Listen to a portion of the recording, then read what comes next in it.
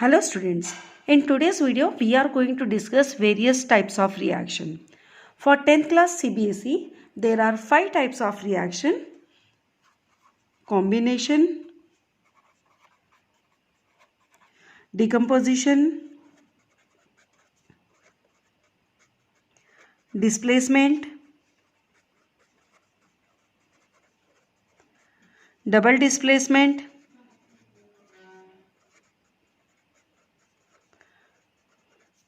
and finally redox reactions. So we have to study these 5 types of reactions in detail. We will begin with combination reaction. What is the meaning of combination reaction? It is a reaction in which a product is formed from two reactants. Now these two reactants can be either two elements or two compounds, or it can be an element and a compound. So whether we are taking the element or whether compound, or it is a mixture of element and compound, these will be the constituent element of the product, and the product formed will be always a single product. Remember this. Combination reaction, therefore it is also called as a synthesis reaction, as we are synthesizing the product. Let us discuss the examples one by one. Carbon and oxygen combines to give carbon dioxide. Hydrogen and oxygen combines to give water. Nitrogen and hydrogen combines to give ammonia. Magnesium combines with oxygen to give magnesium oxide. So in all these examples we can see that two elements are reacting with each other to give the product. In these examples, we can say that the reaction of carbon with oxygen or hydrogen with oxygen, or especially this one, magnesium with oxygen, it is also called as a combustion reaction. So combustion reactions, they are also combination reaction. This example is an important one, as you have activity based on this. The activity related to this reaction I have already shown in my another YouTube video. Whenever we are burning the magnesium ribbon in oxygen, the magnesium ribbon burns with a dazzling white flame.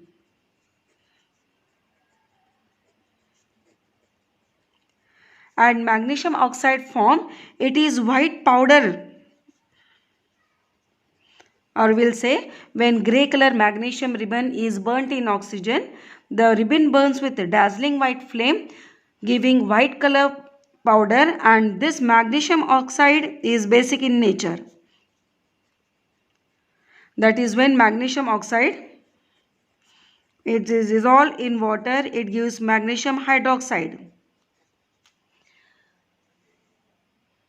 But we have to remember one thing, that when we are burning magnesium ribbon in the flame, we have to scrub it with sandpaper. Why? So as to remove protective oxide layer.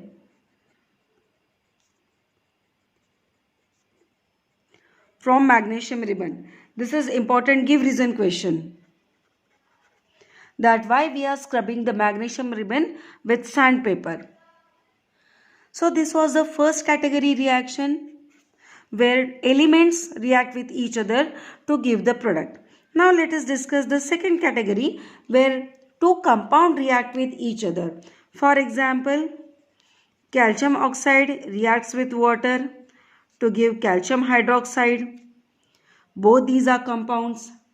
Ammonia reacts with hydrogen chloride to give ammonium chloride. So in both these examples, two compounds are reacting to give a single product. Let us have one more example. Calcium oxide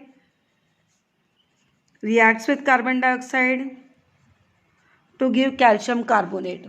So we can have plenty of examples for this. Let us move on to the third category, like one element and one compound. For example, sulfur dioxide and oxygen reacts to give sulfur trioxide. So one compound and one element to give a single product. Remember, always in combination reaction you will get a single product. So this is a combination reaction. Methane, when reacts with oxygen, it gives carbon dioxide and water. This is also a combustion reaction, and in this reaction large amount of heat is released. This is one more category of reaction that we'll be discussing, but I want to draw attention here methane. That methane being hydrocarbon, on combustion it gives large amount of heat and light energy. Therefore all hydrocarbons are good fuels. Okay, coming back to this reaction. In this reaction large amount of heat energy is released. Such reactions, they are called as exothermic reactions. So now we are going to discuss exothermic reactions. Now we will discuss exothermic reaction in detail. Meaning of exo, out. Thermic, heat. So the reactions in which the heat is given out, they are called as exothermic reaction. Heat is released along with the formation of the product. Now since heat is released in this reaction, the temperature of the container in which the reaction is carried out, that increases. First example, just now we have discussed. Methane, when treated with oxygen, gives carbon dioxide and water. Exothermic reactions, they are symbolized by writing the symbol of del or heat on the product side.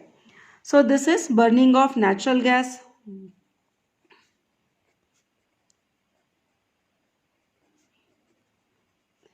The second example, when we are mixing calcium oxide, that is quicklime.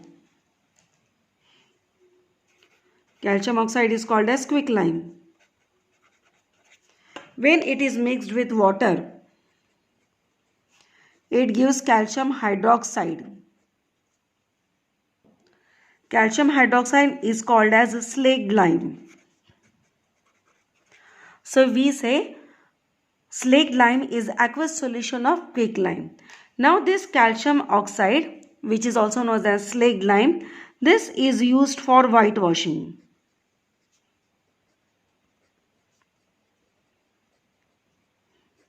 You must have seen when the walls are whitewashed, they get a shiny finish only after 2 to 3 days. There is a reason behind it. Calcium hydroxide, which is a slaked lime, which is used for whitewashing, it reacts with carbon dioxide, atmospheric carbon dioxide, giving calcium carbonate, that is a white color precipitate. If we carry out this reaction in the lab, we'll observe that when CO2 gas is passed through calcium hydroxide, then it gives white color precipitate of calcium carbonate. Now this white color calcium carbonate, it gives a shiny finish to the walls. But it is after 2 to 3 days. So this is your important give reason question. Also, I can say that this is the test for CO2. Pass carbon dioxide through lime water and it will give white color precipitate. But remember, if you are passing excess carbon dioxide, then this white precipitate or the milkiness will disappear.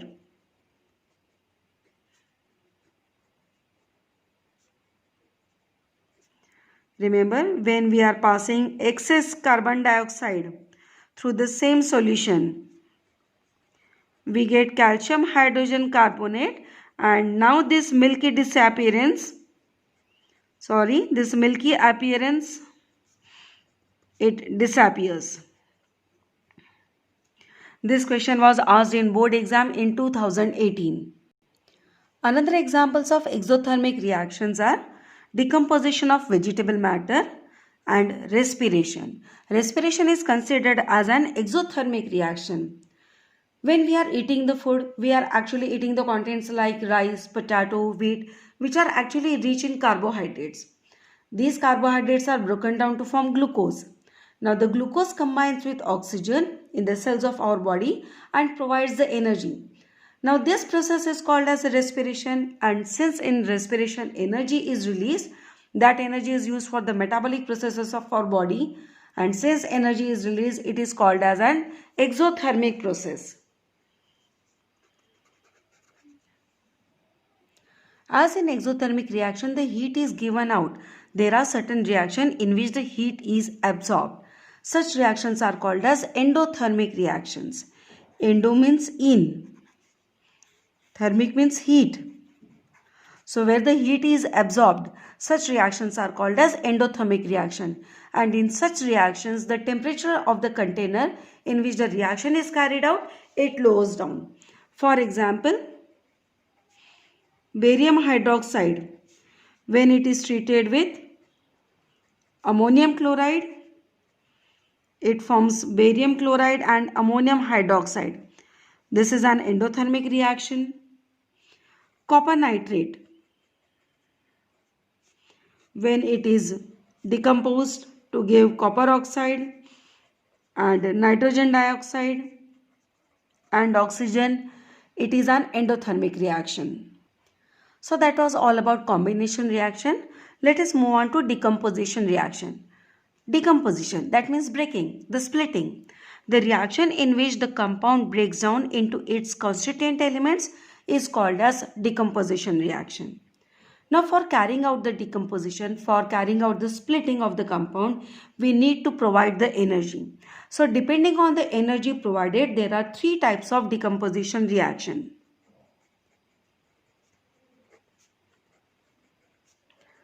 So what are the types of decomposition reaction? The first one, where the energy is in the form of heat. Secondly, where energy is in the form of electricity or electric current. And third, where we carry out the decomposition, energy in the form of sunlight. So accordingly, we have three types of decomposition reactions: thermolytic, electrolytic, and photolytic. We will study all these types of decomposition reaction in detail along with their examples. Thermolytic or thermal decomposition. As the name indicates, the energy is provided in the form of heat to carry out the decomposition.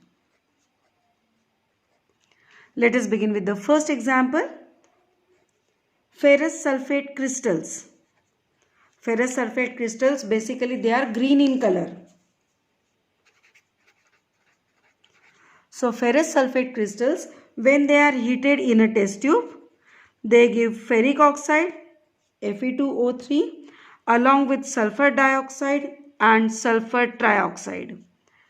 Sulfur dioxide is a gas which has a characteristic smell of burning sulfur, whereas ferric oxide obtained, it is reddish brown in color.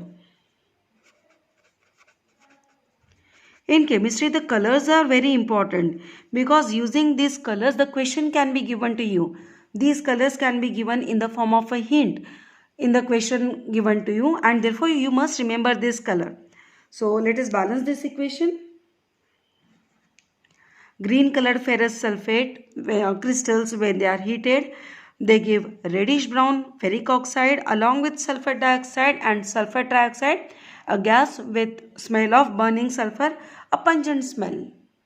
This is an example of thermal decomposition, as the decomposition of ferrous sulfate takes place by providing the heat. Another example is the decomposition of calcium carbonate. Calcium carbonate, when it is thermally decomposed, it gives calcium oxide and CO2. Calcium oxide, this is used in the manufacture of cement.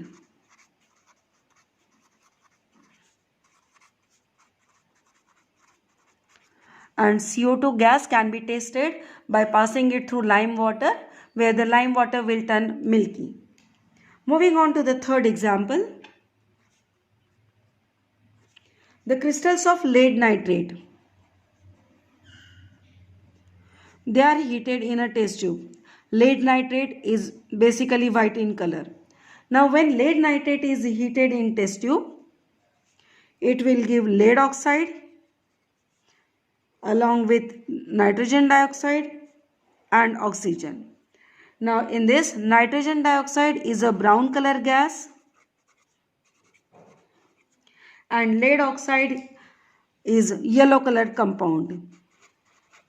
So white color compound when heated gives yellow color compound along with the evolution of brown color gas. This activity I have already shown in my other YouTube video, Experiments for Class 10. Other examples of thermal decomposition are like ammonium chloride when heated gives ammonia and HCl. Mercuric oxide when heated gives mercury and oxygen. So now we will go to next type of decomposition reaction, photolytic.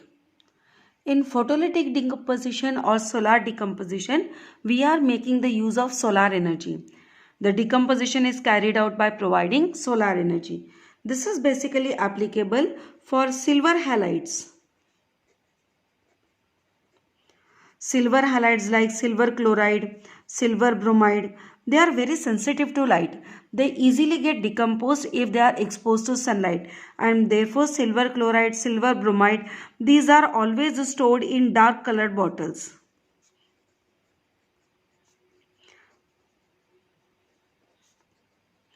Now what happens when they are exposed to sunlight? Like let's say silver chloride. If it gets exposed to sunlight, it decomposes into its constituent element silver and chlorine. Silver bromine, if it is exposed to sunlight, it gets decomposed to silver and bromine, which are its constituent elements. Now remember, silver is grey in color, whereas silver chloride and silver bromide, they both are colorless. So this hint can be given in the exam that a colorless or a white color compound when exposed to sunlight gets converted to grey color compound. Identify the type of reaction. So in all these examples we have discussed, we have noticed one common thing, that the given compound will decompose into its constituent elements or the compound. Like calcium carbonate is made from calcium oxide and CO2. So on carrying out its decomposition, we will get calcium oxide and CO2. Mercury oxide is made from mercury and oxygen. So on carrying out the decomposition of mercury oxide, we will get mercury and oxygen.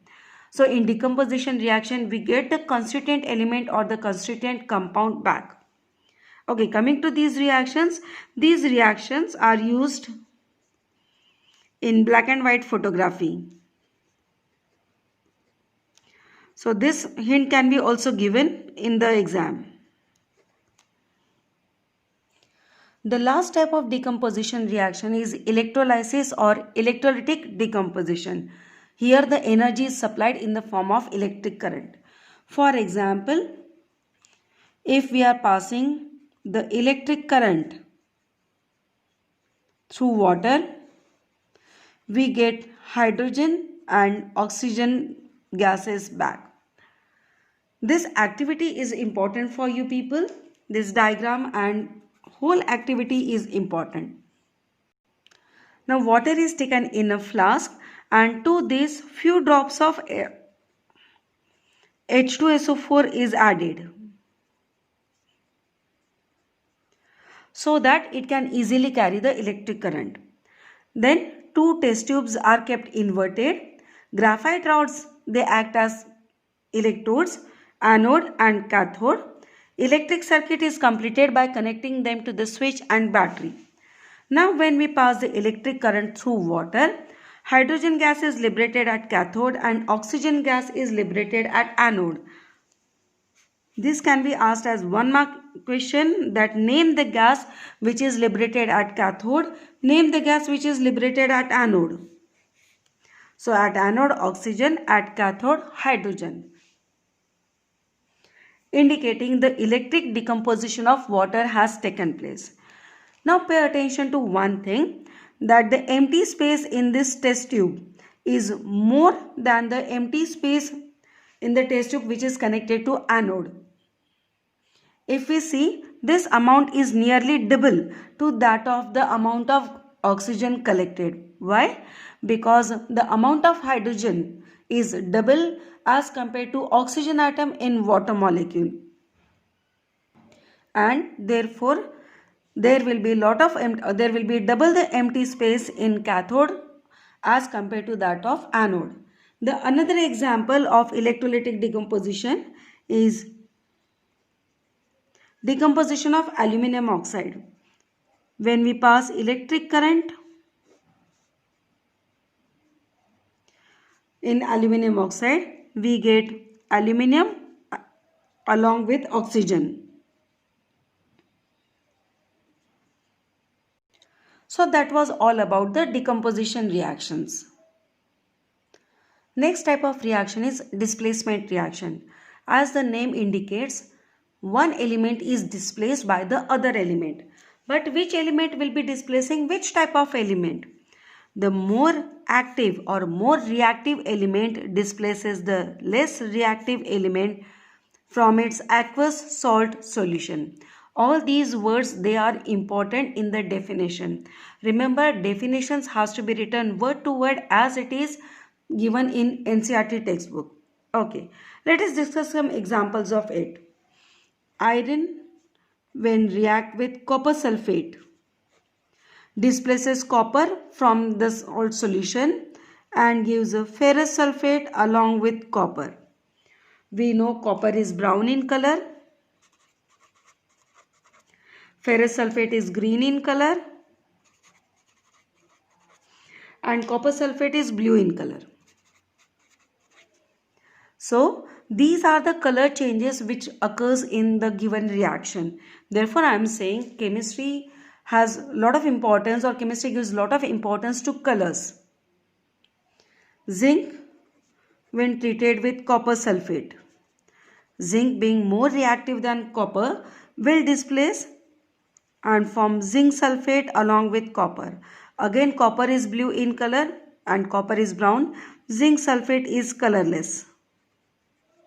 One more example. Zinc reacts with H2SO4, that is sulfuric acid, giving zinc sulfate, and hydrogen gas will be released. Now here zinc displaces hydrogen and therefore it gives zinc sulfate. Hydrogen gas can be tested by bringing a burning splinter near the mouth of the test tube.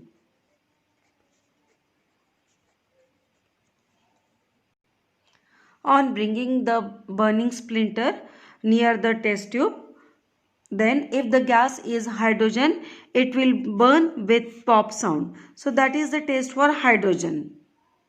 So what we have seen in displacement reaction, the more reactive element will displace the less reactive element from its aqueous salt solution.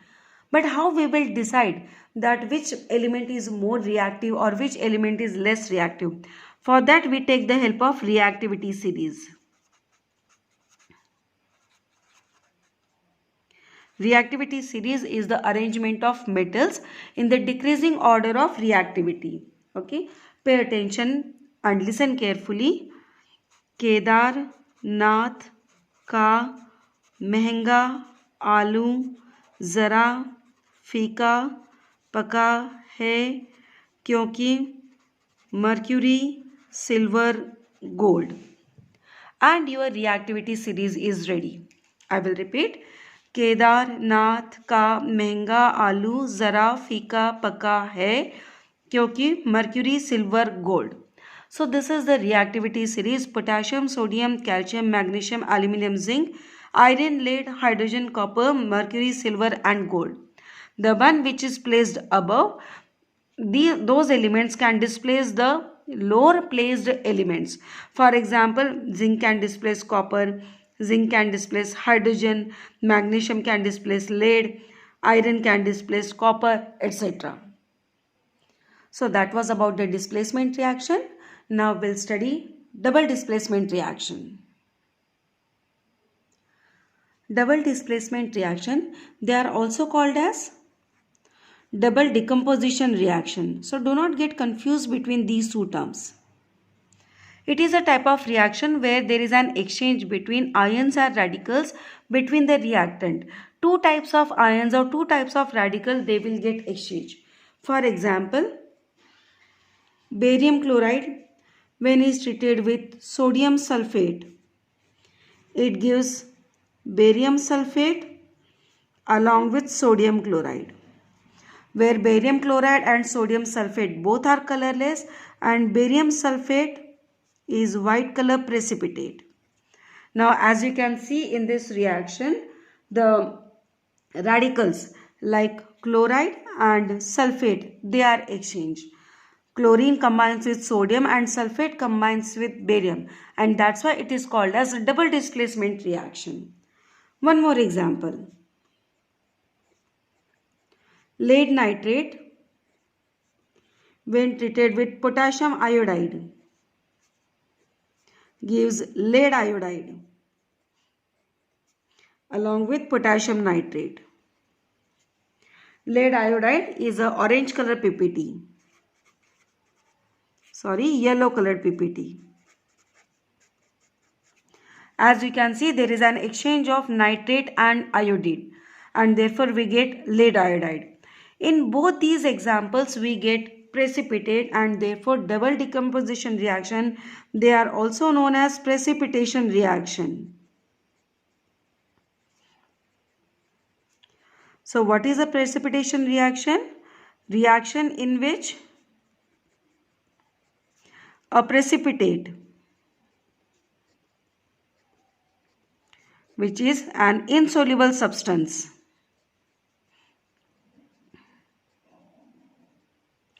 is obtained, that is called as a precipitation reaction. Remember, all precipitation reaction, they are double decomposition reaction, DD reactions. But all double decomposition reaction,